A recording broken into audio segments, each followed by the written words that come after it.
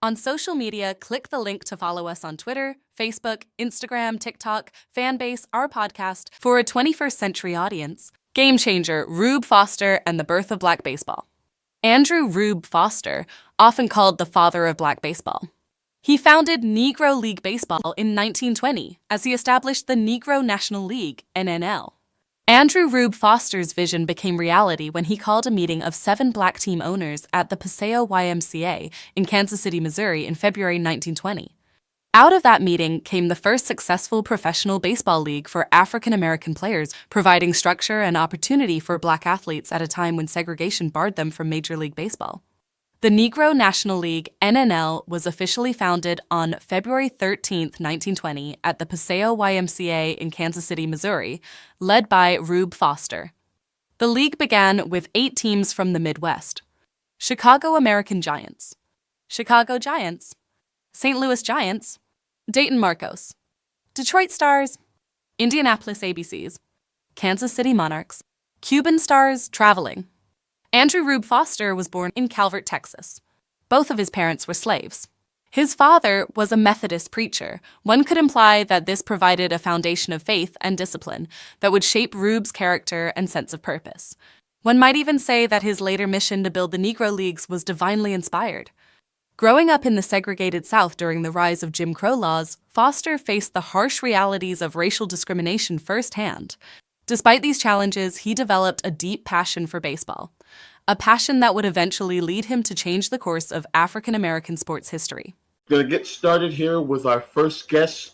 And if you're a fan of this show, you know we love our baseball. Most importantly, we love our baseball history. And most importantly, we love the history of the Negro League. And there have been so many books and things that have been written, but there's one seminal figure in Negro League baseball whose story really hasn't been told as much as, say, the Satchel Pages and the Josh Gibsons, and that is the man whose vision led to the formation of the Negro Leagues as we know back in 1920. His name, of course, is Rube Foster. Now, joining our guest today has written a tremendous book that's coming out very, very soon in regards to Rube Foster and Black baseball as well. He is Coach Michael E. Maiden, and we are so glad that he is joining us here today on the show. Coach Maiden, again, thanks for joining us here on Outside the Box. Well, thank you for the opportunity. I greatly appreciate it.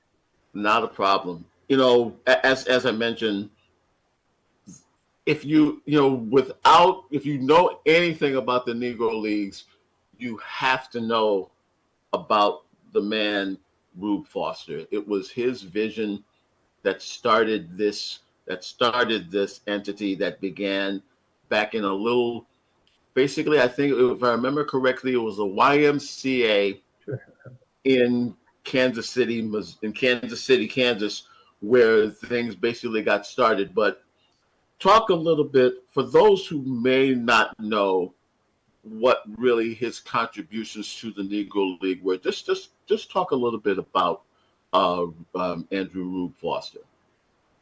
Well, first of all, I wrote this book because I wanted to educate a 21st century generation to the legacy of Rube Foster. I mean, there are countless hundreds and thousands of youth baseball players and collegiate and even professional baseball players who not even know who Rube Foster is, his history, and his accomplishments, and they would not be in the position they're in, especially with professional athletes, if there was no Negro League baseball.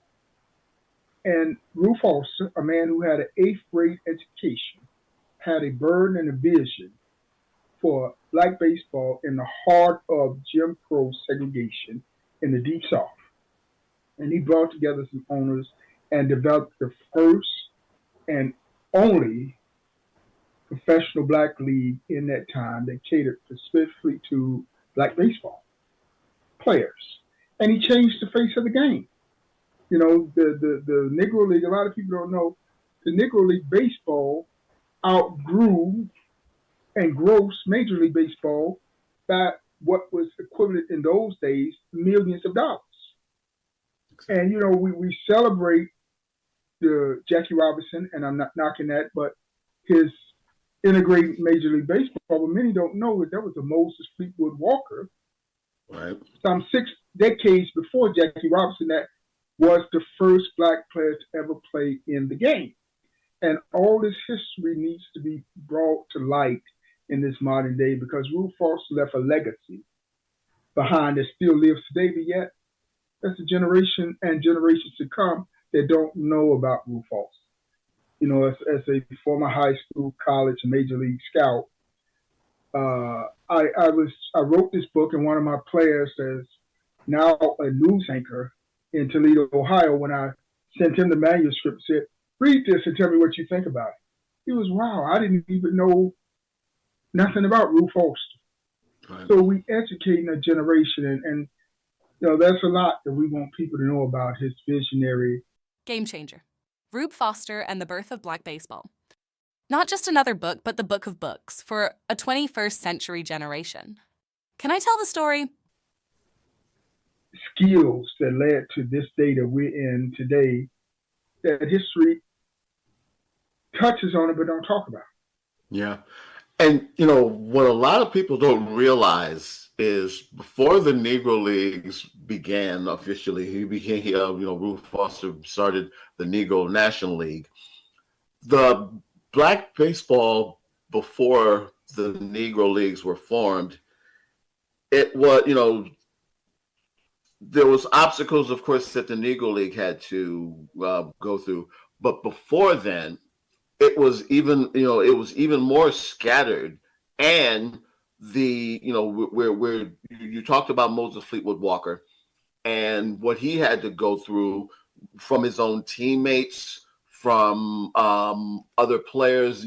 There's Art Russ Jr. years ago wrote a book in regard to Cap Anson being one of the guys that literally did not want to have Negro players in what was then would be considered now Major League Baseball. But, talk a little bit about before the Negro Leagues were formed by Rube Foster and some of the obstacles that he, as a former player, and then others had to go through before the Negro Leagues were even formed. Well, segregation was the law of the land in that day. And it was just unheard of for black players to play in the white leagues or white major league leagues. So baseball players formed barnstorming teams and semi-pro leagues that they played in, but the harshness that they had to deal with when they're traveling, I talked with some former Negro League players, and they talked about the travel, how they had to sleep on the buses at night and play in one city and travel 12 hours overnight on the bus and get out and play that day. And they would stop in restaurants and try to buy food, and they wouldn't let them in the restaurants. They would, they couldn't stay in the hotels. We talk about the legacy of Jackie Robinson. He couldn't stay in hotels with his white teammates. He couldn't get to restaurants. And that persisted even in Negro League days. So these men, they was courageous in the fact that their dignity was challenged and their manhood back in a day where it was susceptible to segregate and discriminate. And these guys really endured some real obstacles that this book tried to enlighten us to, but yet they excelled. Game Changer, Rube Foster and the Birth of Black Baseball. For a 21st century audience, legacy and death. Rube Foster's impact on baseball extended far beyond his lifetime. His vision of organized black baseball gave rise to generations of talented players and teams, proving that African American athletes could excel at the highest levels of the sport, even when denied access to the major leagues. Unfortunately, Foster's later years were marked by declining health. In 1926, he suffered from a severe mental breakdown, likely brought on by the immense pressures of managing the league and his team. He was institutionalized shortly thereafter and remained in care until his death on December 9, 1930, at the age of 51. Though his life ended tragically, his legacy lived on through the Negro Leagues, which continued to grow and thrive long after his passing. Decades later, the success of players like Jackie Robinson, who broke Major League Baseball's color barrier in 1947, was a direct result of the foundation Foster built. In 1981, Andrew Rube Foster was posthumously inducted into the National Baseball Hall of Fame, ensuring that his name and contributions would be remembered forever.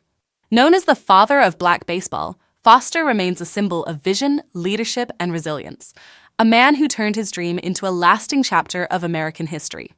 He attended school up to about the 8th grade, but like many African Americans in rural Texas at the time, he faced limited educational opportunities due to segregation and economic hardship. Baseball was one of the few recreational outlets available to Black communities in the South, and Foster showed an early interest and natural talent for the sport.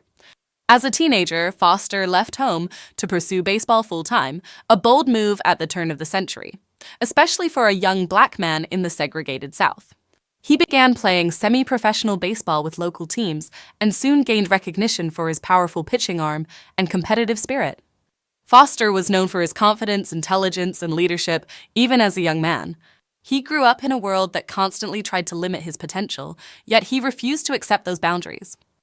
His upbringing, shaped by faith, segregation, and determination, gave him the drive to not only become a great player, but to build institutions that empowered other Black athletes. Game Changer, Rube Foster and the Birth of Black Baseball. For a 21st century audience. And the thing that in knowing of the history and reading of it and so many things, it was literally their love of the game that kept them going, because like you said, dealing with a lot of the obstacles, you had to have that love for the game. And the other thing that I guess folks don't know enough about Mr. Foster was that he was a tremendous pitcher. He is basically the father of what we call the screwball. I guess it was called the fadeaway back in the day. And he was way ahead of his time. And if I remember correctly, I want to say it was either John McGraw or someone, or Connie Mack, I believe, that literally brought him into camp to teach his pitchers the screwball. Most importantly, I believe it was Christy Mathewson that he literally took under his wing and turned him into the great pitcher that he would become. Yeah, and a lot of people don't know that not only did he dominate the game, well before Satchel Paige came along, that was Rube Foster. History don't record that. But he was one of the most dominant pitchers in his time, mounting up records that's unheard of today. But again, he was called in secret to come in the back door and train white pitchers and white ball players. And they went on to fame and stardom, but again, he never got his accolades. He was never acknowledged. And that's what this book is trying to do. It's trying to, we're not rewriting history. Most of the content in the book is what's in the public domain already about Rube Foster, but we're trying to educate a 21st century, once again, that knows nothing about the legacy and history of Negro League Baseball and the founder, Rube Foster. And then the thing about him is that, again, he was a visionary. He saw the Negro Leagues in his mind long before it was actually formed, and it took the prejudice and the ridiculousness that some of the ball players went through to get the Negro League started. Other than, of course, the racism, what was some of the biggest obstacles that the league in itself faced in those early years? Well, I'm sure in those early years he dealt with the obstacle of financing, and if we look at the way we function today as a people, you have to bring these other 6-7 minds together and get them to agree. Okay, we're gonna form this league, and we go function as one. Somebody always, well, why you got to be the head? Why you got to be the leader? But he had the vision to bring these black men together and say, you have the opportunity to own your own teams, and we can go out here and we can make history. And that's exactly what he did. I mean, I'm sure he had financial challenges. He had the challenges that he was dealing with of segregation and bringing these players together. And more importantly, probably one of the unspoken things growing up in during that Jim Crow era, he had the burden of the safety of these players. Because you got 20, 30 black players traveling together on a team from state to state, and you had to go through small towns. You had to deal with the segregation in that town when you were not on the baseball field. These are some of the things people don't talk about. I mean, I'm sure we know the N-word. They was called the N-word and every other thing. So, I mean, if we know the hostility that Jackie Robinson faced crossing that major league barrier, only imagine what the Negro League players did before, or I should say what they had to endure before Jackie Robinson, being an all-black, going into small towns, and of course they was making money. So, that was unheard of. Sure. Back in the 1920s, a black economic base that created wealth, black wealth that stayed in our own communities, which it don't do today. Black wealth leaves our community before it gets in it. And early on, after a few years, the leagues became profitable, and they became, in like you said, in the book, in many instances, the Negro League team was the dominant team of that city. We all know of the Washington Senators, the old phrase back in the day: first in war, first in peace, last in American League. But you had teams like you had the Homestead Graves, who literally would outdraw them in the old Griffith Stadium, and also Rube's actual team, the Chicago American Giants, where he was owner for many years. They outdrew both the Cubs and the White Sox. And remember, in the early 1900s, the Cubs were the dominant team in Major League Baseball during the early part of the 1900s. When of course, that was that's why they took them. They had that long gap between World Series wins. But talk about again economically how after some slow footing early on, these teams not only turned a profit, these teams were vital to the economic growth of the cities that they were representing. Most importantly, in the Black communities of these cities. Well, in doing my research for this book, Negro League Baseball back in the 1920s, if we related to the dollars that was generated annually, was over $40 million in today's dollars. So imagine what $40 million was equivalent to in 1920. Sure. And it was the number 3 grossing revenue in the entire Black community economically, next to the insurance company and the hair company. That was Negro League Baseball. Mind you, it was number 3 grossing at over $40 million back in 1920 for a sport that only went on about 3 to 4 months. So just say 4 months. They was making $10 million a month. And not only did it generate revenue for the players, it created wealth within the community for the barbershops, the restaurants, the cleaners.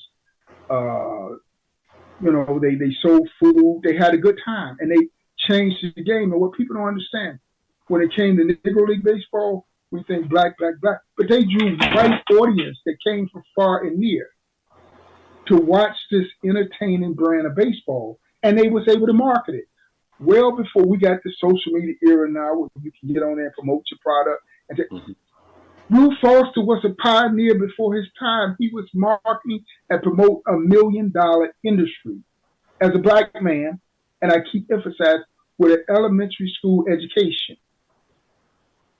That's unbelievable today. Oh, absolutely. And Game Changer, Rube Foster and the Birth of Black Baseball. For a 21st century audience. Legacy and death. Rube Foster's impact on baseball extended far beyond his lifetime. his vision of organized black baseball gave rise to generations of talented players and teams, proving that African American athletes could excel at the highest levels of the sport, even when denied access to the major leagues. Unfortunately, Foster's later years were marked by declining health. In 1926, he suffered from a severe mental breakdown, likely brought on by the immense pressures of managing the league and his team. He was institutionalized shortly thereafter and remained in care until his death on December 9, 1930, at the age of 51. Though his life ended tragically, his legacy lived on through the Negro Leagues, which continued to grow and thrive long after his passing. Decades later, the success of players like Jackie Robinson, who broke Major League Baseball's color barrier in 1947, was a direct result of the foundation Foster built. In 1981, Andrew Rube Foster was posthumously inducted into the National Baseball Hall of Fame, ensuring that his name and contributions would be remembered forever. Known as the father of black baseball, Foster remains a symbol of vision, leadership, and resilience, a man who turned his dream into a lasting chapter of American history. He attended school up to about the 8th grade, but like many African Americans in rural Texas at the time, he faced limited educational opportunities due to segregation and economic hardship. Baseball was one of the few recreational outlets available to black communities in the South, and Foster showed an early interest and natural talent for the sport. As a teenager, Foster left home to pursue baseball full-time, a bold move at the turn of the century, especially for a young black man in the segregated South. He began playing semi-professional baseball with local teams and soon gained recognition for his powerful pitching arm and competitive spirit. Foster was known for his confidence, intelligence, and leadership even as a young man. He grew up in a world that constantly tried to limit his potential, yet he refused to accept those boundaries. His upbringing, shaped by faith, segregation, and determination, gave him the drive to not only become a great player, but to build institutions that empowered other black athletes. Game Changer, Rube Foster and the Birth of Black Baseball. For a 21st century audience. The thing also, I think, and in researching for years and reading other stories, I've been blessed enough to talk with a handful of former Negro Leaguers. The thing is that in many instances, it was, the talent on the field was equivalent and in many ways better than Major League Baseball at that time. But again, because, while they feared them, of course, because of, the racial barriers, there was also the thing of, in a sense, they didn't want to get shown up because they knew because he wanted to have at least one all-black. He tried to make it so that it would be at least one all-black team in Major League Baseball. And, he was thwarted so many times. But like I said, so much of it was fear of them, in a sense, surpassing all of Major League Baseball as well. Well, you got to keep in mind that during the days of Negro League Baseball, they were drawing crowds over 30,000, 40,000 a game. Major League Baseball was drawing $8,000 to $12,000, 8,000 to 12,000 people per game. So again, we were out drawing them, we were out entertaining them. I mean, they brought a different brand of baseball. They brought the entertainment part to it. They brought base stealing. They brought excitement to the game. And not only that, people don't know, Negro League Baseball started and played the first night games. The first ever night games was, I got this right from the mouth of a former Negro League player. They would hook up lights to cars, and that's how they lit up the field. About 6-7 years later, Major League Baseball stole the idea and came up with night games. Yeah. So our history is we have excelled, and someone has stole our vision and made millions out of it, and we just sit on the sideline and cry about what we don't have. Exactly. And, specifically the Kansas City Monarchs, of course, one of the longtime staples of the Negro League. They, if I remember correctly, they actually, part of their barnstorming was that the owner basically had it so that they had portable lights. So when they travel, And because a lot of times they would play a game during the, maybe play a game during the day and then play a game at night, Correct. and then, go to another city and go to another city. But again, they were so far ahead of the curve with night baseball. And one of the reasons why you see Major League Baseball starting the season over in Japan or over in Puerto Rico, what have you. Again, the Negro Leagues were doing that for years, and in many ways, that was one of the ways that helped keep the league thriving, because they were, their players were able to barnstorm, and they were able to, in a sense, push product overseas long before. We talk about how the NFL plays a handful of games overseas, and we're talking about Major League Baseball and a lot of other sports. But again, the Negro Leagues were ahead of the curve in that, where they were doing it just to survive, but they thrived because of this. And Negro League players, so a lot of people don't know, when they were barnstorming, they played the Major League teams. And they would beat the Major League teams. Most of the stars of the white Major League Baseball would not refuse to play, because they didn't want to, number one, be on the field with a same field with a black player. Number two, they didn't want to know that the black teams were better than them and beat them. So what they did when they played the Negro League teams, they made them play as an all-star team. So they couldn't say the Homestead Grays beat the New York Yankees. They had to say the Negro League all-star team. And that's, even back then, that mindset. We're going over to Japan and third world countries, flooding the major leagues with these players, only because we refuse to acknowledge black players.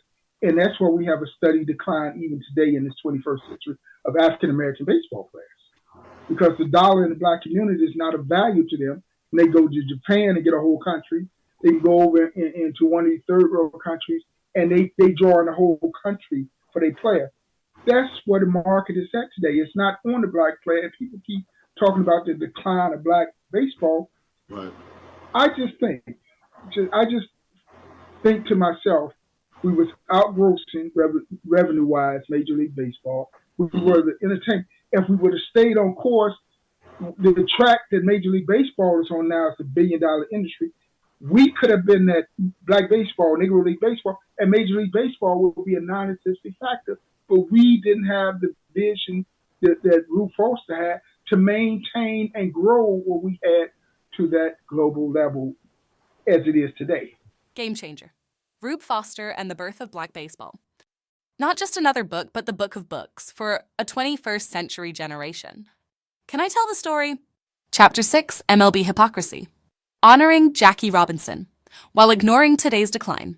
It is deeply hypocritical for Major League Baseball to honor Jackie Robinson each year on April 15th for breaking the color barrier while ignoring the sharp decline of African American players in today's league. Yes, MLB retired Robinson's number 42 and asks every player to wear it on this day, a symbolic and meaningful gesture. But gestures alone are not enough. These actions must be supported by real, measurable efforts to address the lack of opportunities for African American athletes in baseball. Can I tell the story? Chapter 5, Sam Allen, former Negro League player, Kansas City Monarchs, 1957. We played before some big crowds back then, 20,000 to 30,000 people. That's the reason Branch Rickey went and got Jackie Robinson. Rube Foster was a genius in 1919. After the race riots in Chicago, black soldiers came back from World War I and were being pushed out, and so they formed the Negro National League in 1920. By 1924, Negro League Baseball was the third largest black-owned business in America. In 1924, they drew over 400,000 fans. In New York, they were drawing 40 to 50,000. The Brooklyn Dodgers were drawing 12 to 13,000. The book is ready.